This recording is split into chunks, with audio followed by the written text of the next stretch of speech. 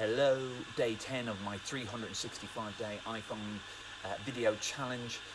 It's a Saturday, it's 8 p.m. I haven't had a chance to record this, so I'm now doing it in a coffee shop in a motorway service station, making loads of people drinking coffee feel really uncomfortable as I talk to myself.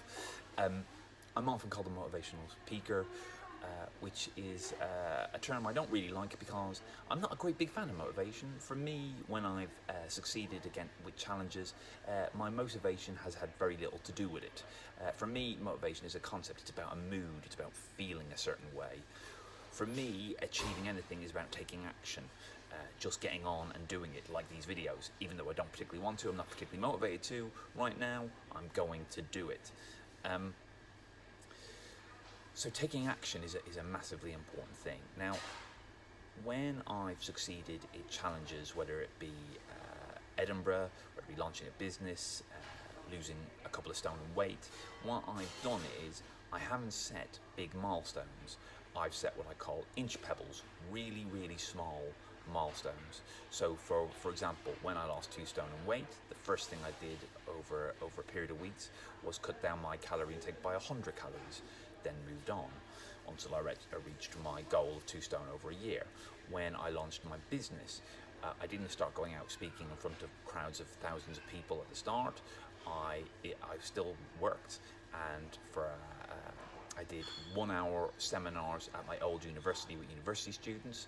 Did that 1 day a week. Then I built up some experience. Then I started doing seminars, longer seminars on a Saturday, and then I'm doing weekends and building up some experience until I started to perform in front of organisations. When I did Edinburgh, I started off doing 1 minute of stand-up, writing 1 minute and performing 1 minute stand-up, then 2 minutes, then 3 minutes, then 4 minutes and 5 minutes, and so on until I did an hour at the Edinburgh Festival. So I break everything down into little inch pebbles. So if you're going to set any challenge, whatever it is, the first thing to do is break it down into the smallest chunks. The second thing I've found is that helps overcome the problem of motivation is when you chain habits. I discovered this from Kirsty, my wife. I think she was doing it without even realising it. What Kirsty does is, when she brushes her teeth, she does some squats. I thought, well, that's an interesting idea. She's chained a new habit to an existing habit, brushing her teeth. So I thought I'd try the same. So every time I come in from walking the dog, I now have a protein shake rather than a chocolate bar. I don't like doing my VAT, so every time I immediately finish my lunch, I go on Zero and do a couple of VAT receipts.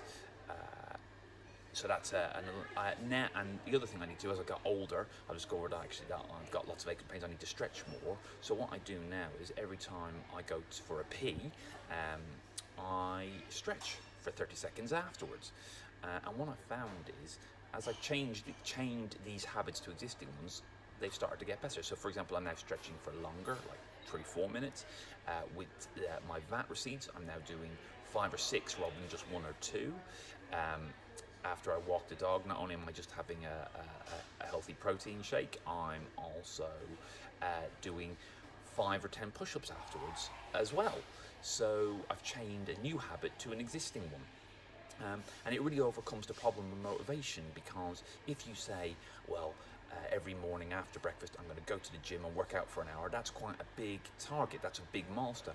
While if an inch pebble might be, well, I'm going to do 1 push-up or 2 push-ups or 3 push-ups after I have breakfast. That's easy to do, and once you've ingrained that habit, you move on to doing more. So you can do 4 or 5 or 6, or start to go to the gym. So chaining habits is a really simple idea, and I found it a very successful way to achieve a goal. I thought it was a genius when I worked this out, and then unfortunately I came across a guy called Professor BJ Fogg, which is a great name.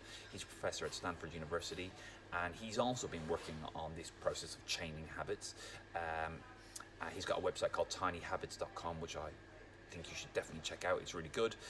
One of the things he does differently to me, which I've incorporated into my chaining of habits, is every time he does one of his tasks. So every time he does his push-ups, or every time he does something new that he's changed to an existing habit, he celebrates. So he goes, yay, or he sings a little song in his head to celebrate that success. So the 3 steps are simply break everything down into the smallest step possible, an inch pebble, and then chain it to an existing habit. So take an existing habit like brushing your teeth, going to the toilet, having a cup of tea, whatever it may be, put on the new habit, make it a small one, and then celebrate afterwards and progress and get bigger as you go forward. Anyway, I'll see you tomorrow. Bye bye.